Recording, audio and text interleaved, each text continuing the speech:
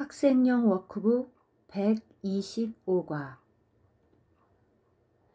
나는 오늘 조용히 하나님의 말씀을 받는다. 오늘을 고요함과 조용한 경청의 날이 되게 하자. 아버지는 오늘 내가 당신의 말씀을 듣기를 뜻하신다. 아버지는 당신이 머물러 사시는 내 마음 깊은 곳에서 너를 부르신다. 오늘 아버지의 말씀을 들어라.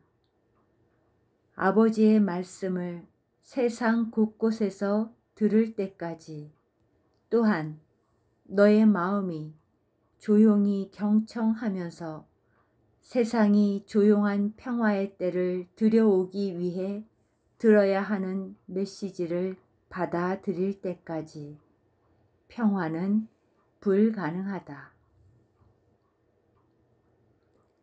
이 세상은 너를 통해 바뀔 것이다.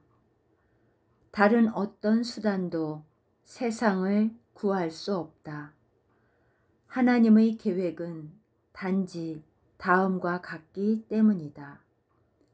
하나님의 아들은 자신을 자유로이 구할 수 있으며 하나님의 말씀이 안내자로 주어져 있고 이 안내자는 영원히 그의 마음 안에 그리고 그의 곁에 머물면서 하나님의 뜻처럼 영원히 자유로운 아들 자신의 뜻에 따라 그를 아버지의 집으로 확실하게 인도한다. 하나님의 아들은 강압이 아닌 사랑에 의해서만 인도된다. 그는 심판받지 않으며 단지 축성될 뿐이다. 우리는 오늘 고요함 속에서 우리의 하찮은 생각과 개인적인 욕망, 하나님의 거룩한 말씀에 대한 아무런 판단도 없이 하나님의 음성을 듣는다. 우리는 오늘 자신을 판단하지 않을 것이다. 우리의 정체는 판단을 받을 수 없기 때문이다. 우리는 세상이 하나님의 아들에게 내린 모든 판단에서 떨어져 서 있다. 세상은 하나님의 아들을 모른다. 오늘 우리는 세상에 귀 기울이지 않고 침묵 속에서 하나님의 말씀을 기다린다. 하나님의 거룩한 아들이여 들어라. 아버지가 말씀하신다. 하나님의 음성은 너에게 하나님의 거룩한 말씀을 줌으로써 거룩한 평화와 구원의 때를 알리는 소식을 온 세상에 전하게 한다. 오늘 우리는 내 마음속 조용한 곳 하나님의 왕좌에 모인다. 그곳에서 하나님은 당신이 창조하셔서 결코 떠나지 않으실 거룩함 속에 영원히 머물러 사신다. 하나님은 너에게 당신의 말씀을 주시기 위해 너의 마음을 당신께 돌려드릴 때까지 기다리지 않으셨다. 하나님은 내가 잠시 떨어져 나가 방랑하는 동안에도 너에게 당신을 감추지 않으셨다. 하나님은 내가 하나님에 대해 품은 환상을 소중히 여기지 않으신다. 하나님은 당신의 아들을 아시며 따라서 아들의 꿈과 상관없이 자신의 뜻이 자신의 것이 아니라는 아들의 광기와 상관없이 아들이 당신의 일부로 남아있기를 뜻하신다. 오늘 하나님이 너에게 말씀하신다. 하나님의 음성이 너의 침묵을 기다린다. 그의 말씀은 너의 마음이 잠시 조용해지고 무의미한 욕망이 잠잠해지기 전에는 들을 수 없기 때문이다. 조용히 그의 말씀을 기다려라. 너희 내면에 평화가 있다. 너희 가장 거룩한 마음이 창조주의 음성을 들을 준비가 되도록 도우려면 우리는 오늘 그 평화를 불러와야 한다.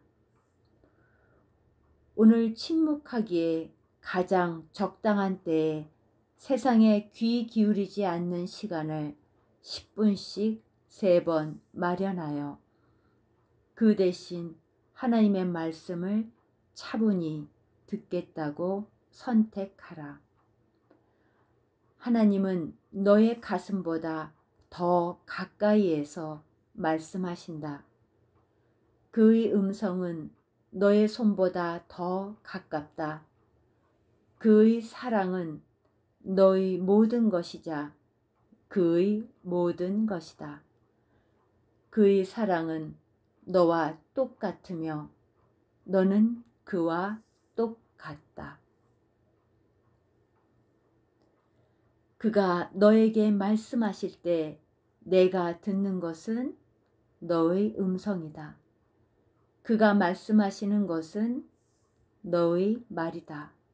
그것은 자유와 평화의 말씀이자 뜻과 목적의 일치에 대한 말씀으로서 분리도 분열도 전혀 없이 아버지와 아들의 유일한 마음 안에 놓여 있다.